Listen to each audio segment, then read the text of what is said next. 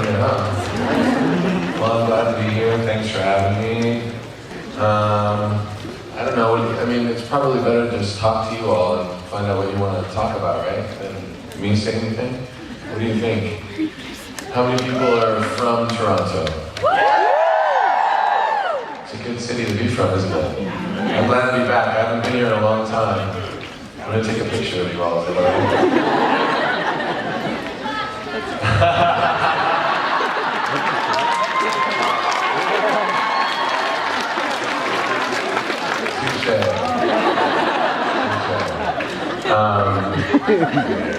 Yeah, so I'm glad to be here. You know, I just got back from Japan, where Japan. It was incredible. I had been there once before with the first movie, but we went back with the second movie, and it was a whole different experience because people there kind of really knew what to expect a little bit, and so then they were expecting it. It was really fun. And so now the movie is officially done and out there. You know, that was our last kind of press trip. And so yeah, we're done with Star Trek Into Darkness. How many people saw Star Trek Into Darkness? How many people liked it? Oh, we had a great time making it, and I had such a good time traveling all over the place with the movie and with my friends promoting it. And I'm just glad to be here on the tail end of it. So I guess we might as well just open it up and we can all have a dialogue together then, right? I'm not going to pick who asks the question. Somebody else better do that, right? Somebody over here will do that. So who has a question? Bob does over there. All right. Okay, well there's a hand right in front of you and that person's dressed like Spock, so let's move. You can shout it out, I'll hear you. If I may inquire, what made the decision to leave the eyeshadow? Well, we didn't actually leave the eyeshadow, we just sort of toned it down a little bit. But there is, if you look closely, there's a little bit of it. But you'd have to talk to Dave Anderson, our makeup head, because he made all those important decisions, like how blue will the eyeshadow be. Good question. Who else? Somebody over there. Hey.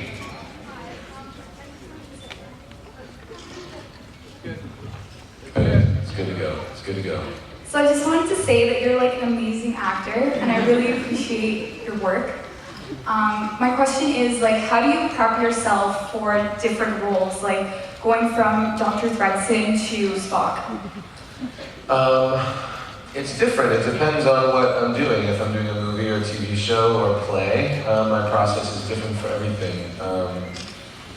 I find film and television tends to be a lot more about instinct and a lot more about moment-to-moment choices, and being in a play, which I'm actually doing a play right now, doing The Glass Menagerie in New York.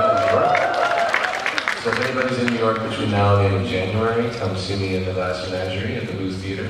But you know, they're all very different because in a play you have time to craft and to explore and rehearsal a process and build a performance, whereas in film and television you have much less time to rehearse, and it really tends to be much more about serving the writing, especially in television, because you're turning over episodes every 8 days, and you inevitably get backed up, and especially with a show like American Horror Story or Heroes, both of which are very technically complicated, and there's a lot of stunts and makeup effects and stuff, so then that becomes its own thing.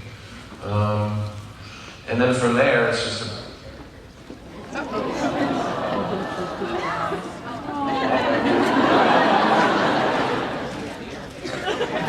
My microphone doesn't work. Over the cord. Make sure to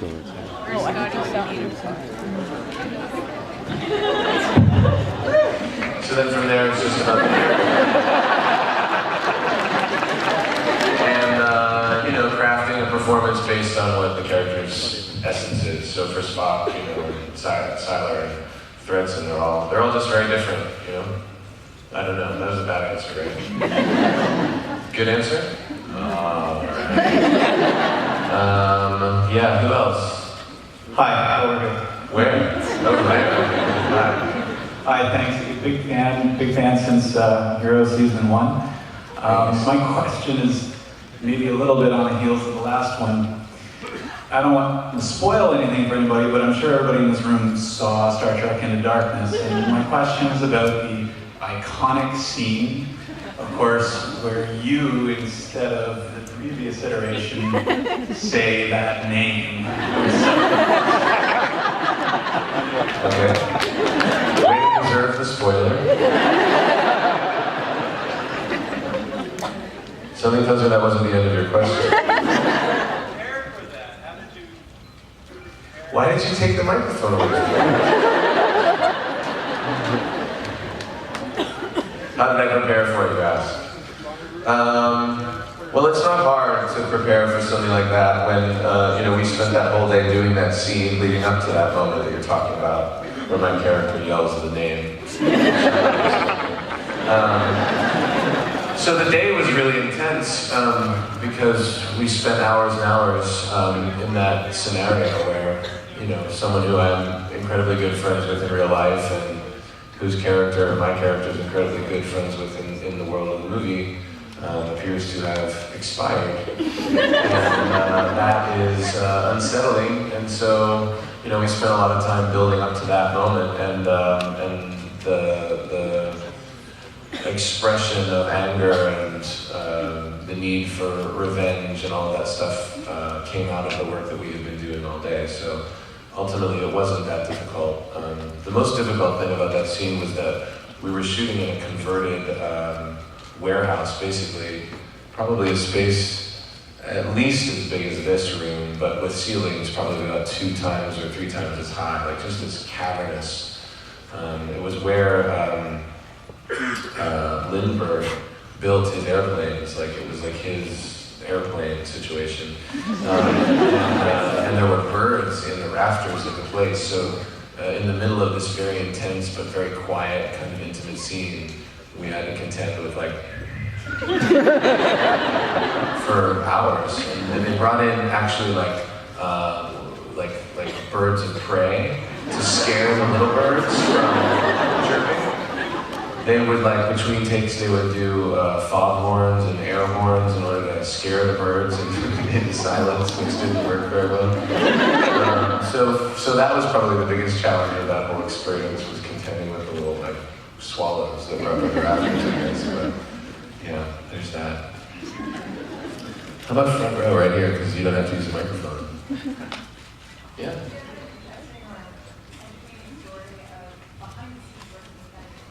Behind the scenes, interesting stories about working with Benedict Cumberbatch. You guys are here for me, not for them. Well, Ben's a great guy and,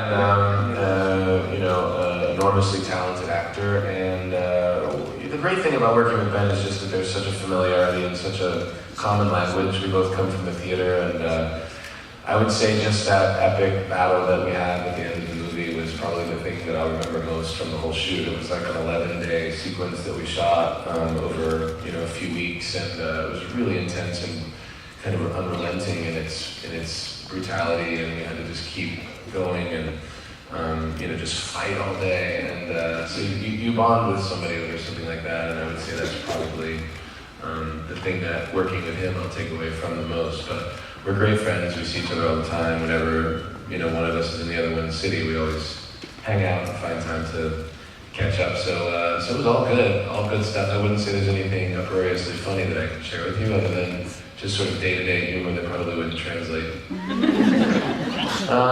don't know. You'll have to buy the DVD, which comes out in a couple of weeks, I think, or something. Right? Okay. Yeah, sure.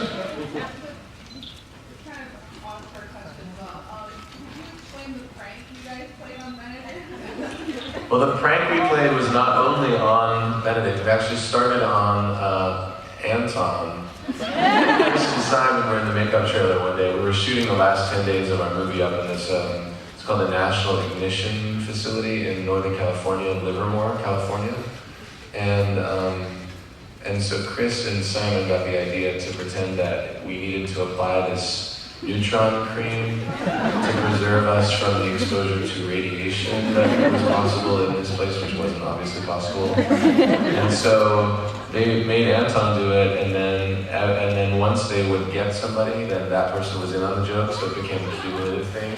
So it went from Anton, or first it went from Simon to Anton, and then I think it was me, and then it was Zoe, and then it was Benedict, and then it was, the last two were, has Carl ever been doing one of these panels? Yeah. So make sure you ask Carl about his experience, because he and John Cho were the last ones, and Chris and I wrote this whole PSA, we like literally wrote it out on 3 cards, and we had them read it and record it, like, you know, this is gonna be, I think that's gonna be on the DVD, like the whole sort of thing about that. But that was really fun, and everybody had, so Benedict's version of it was, they made him sign a release form.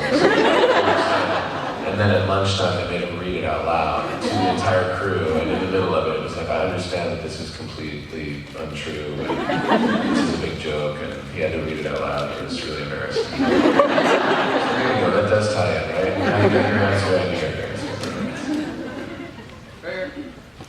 Yeah, yeah. Hi. Hi. Would you be more scared to run into Oliver Thredson or Siler in the dark alley in the middle of What the are you night? talking about? I had a drink with both of them.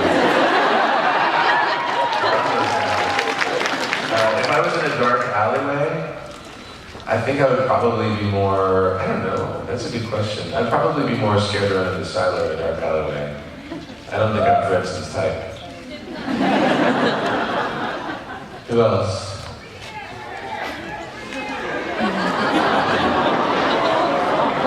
Yung little Vulcan kid.